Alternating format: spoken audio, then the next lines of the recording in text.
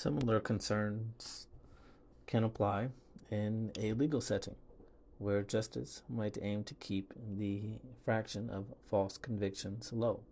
Using a 0.5% significance level leads to two-sided rejection when the t-statistic exceeds 2.81 in absolute value.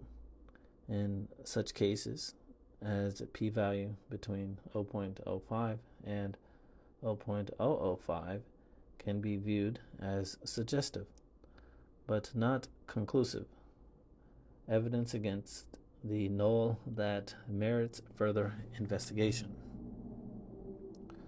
The choice of significance level requires judgment and depends on the application.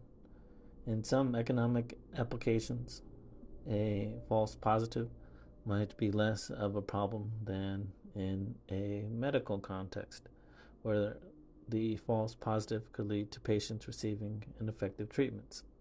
In such cases, a 5% significance level could be appropriate. Whatever the significance level, it is important to keep in mind that p-values are designed for tests of a null hypothesis. So they, like t-statistics, are useful only when the null hypothesis itself is of interest. This section uses the example of earnings. Even though many interns are unpaid, nobody thinks that. On average, workers earn nothing at all. So the null hypothesis that earnings are zero is economically uninteresting and not worth testing. In contrast, the null hypothesis that the mean earnings of men and of women are the same is interesting and of societal importance, and that null hypothesis is examined in section 3.4. Key concept 3.6 summarizes hypothesis tests for the population mean against the two-sided alternative. Key concept 3.6. Testing the hypothesis big E of big Y equals mu sub Y naught against the alternative big E of big Y does not equal mu sub big Y naught. Number one, compute the standard error of big Y bar. Standard error of big Y bar, equation 3.8. Number two, compute the t-statistic, equation 3.13. Number three, compute the p-value, equation 3.14.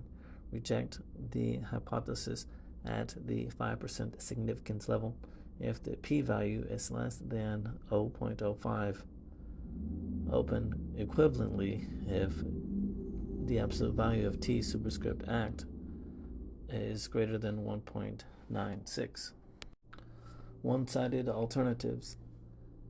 In some circumstances, the alternative hypothesis might be that the mean exceeds mu sub big Y naught. For example, one hopes that education helps in the labor market, so the relevant alternative to the null hypothesis that earnings are the same for college graduates and non-college graduates is not just that their earnings differ, but rather that graduates earn more than non-graduates. This is called a one-sided alternative hypothesis and can be written big H sub 1 colon big E of big Y is greater than mu sub big Y naught. Open one-sided alternative, close. Equation 3.16.